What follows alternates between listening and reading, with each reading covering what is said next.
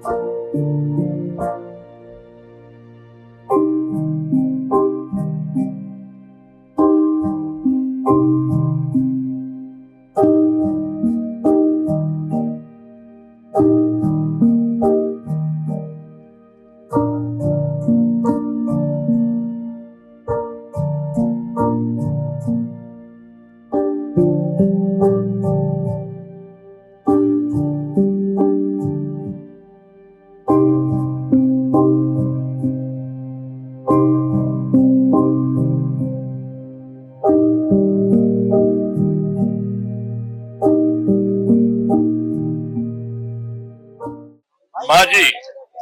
కేంద్ర మంత్రివర్యులు, రాష్ట్ర మంత్రివర్యులు, పిసిసి అధ్యక్షులు, వివిధ హోదాల్లో పనిచేసిన కాకా వెంకటస్వామి గారి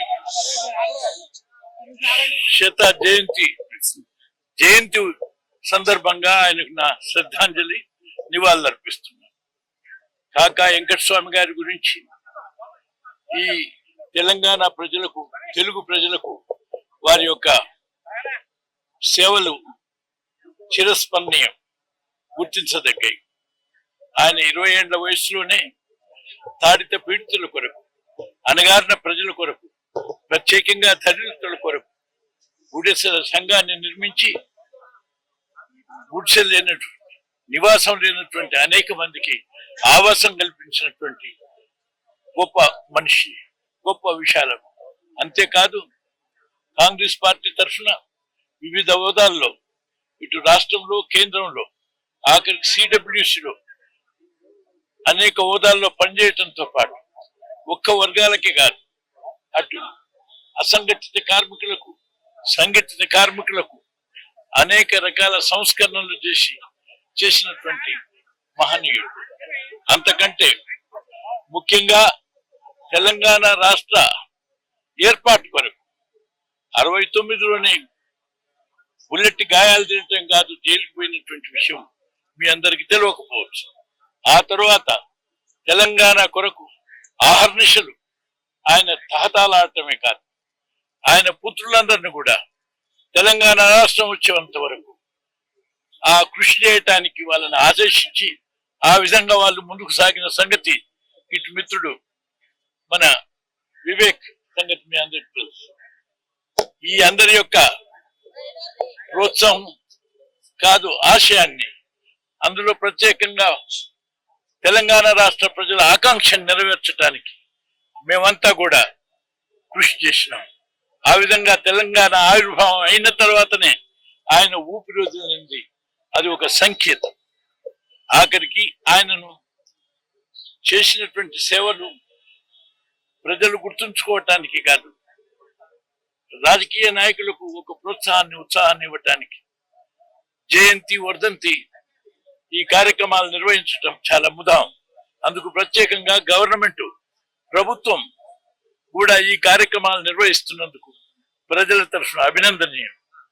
దాంతో పాటు వారి యొక్క అనుయాయులు, భక్తులే కాదు, మేమందరం కూడా ప్రతి జయంతి, వర్ధంతికి హాజరై ప్రజలకు గుర్తింపుగా కొనసాగిస్తున్నాం. ఇది కొనసాగుతుందని మీ అందరికీ తెలియజేస్తూ సెలవు.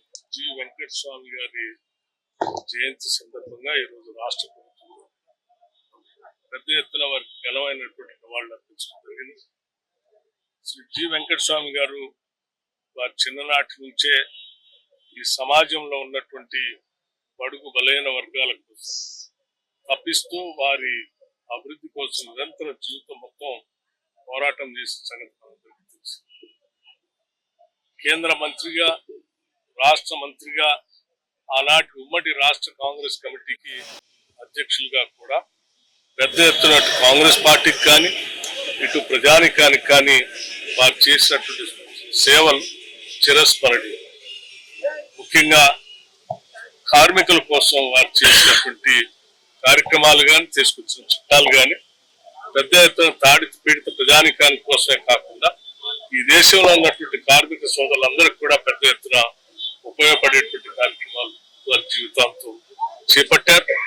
అట్లాగే ప్రత్యేక తెలంగాణ రాష్ట్ర ఉద్యమం కోసం కూడా వారు ఆది నుంచి రాష్ట్ర ఆవిర్భావం కోసం చేసినటువంటి పోరాటం మనందరం గుర్తు చేసుకున్న ఈ సందర్భంలో వారికి మరొకసారి రాష్ట్ర కాంగ్రెస్ తరఫు నుంచి రాష్ట్ర ప్రభుత్వం నుంచి కూడా మరి ఘనమైన నివాళులు అర్పించడమే కాకుండా వారి ఆశయాల్ని మార్గాలను అనుసరిస్తూ పేద ప్రజల కోసం పునరంకితం అవుదాం అని చెప్పి ఈ సందర్భంగా మనం చేస్తాం.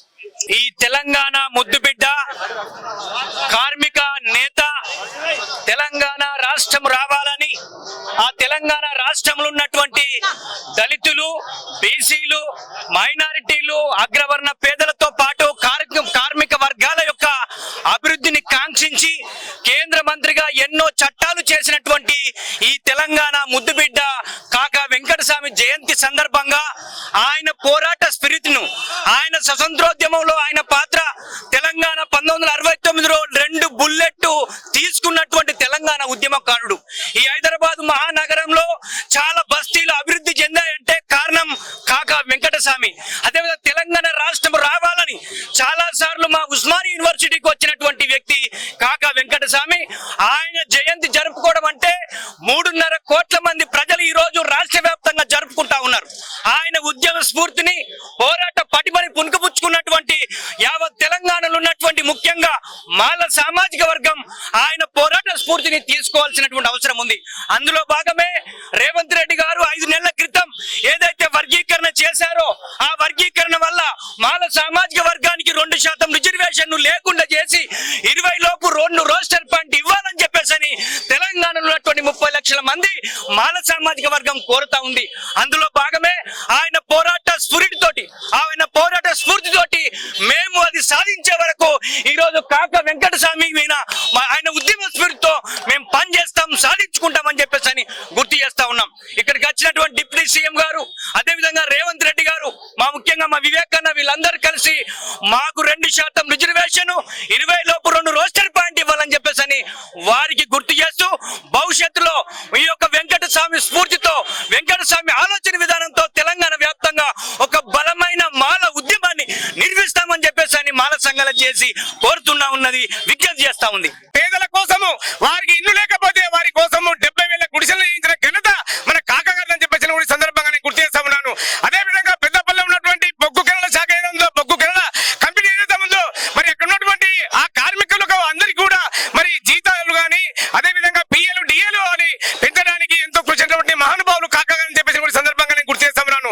వారి యొక్క స్ఫూర్తిని తీసుకొని డాక్టర్ బాబాసాహెబ్ అంబేద్కర్ గారి దేశంలో రాష్ట్రంలో ఉన్నటువంటి పేద వర్గాలకు, దళితులకు ఇచ్చినటువంటి రిజర్వేషన్లను ఈ రోజు తెలంగాణ రాష్ట్ర ప్రభుత్వము కూనీసిందని చెప్పేసి కూడా ఈ సందర్భంగా గుర్తు చేస్తా ఉన్నాము.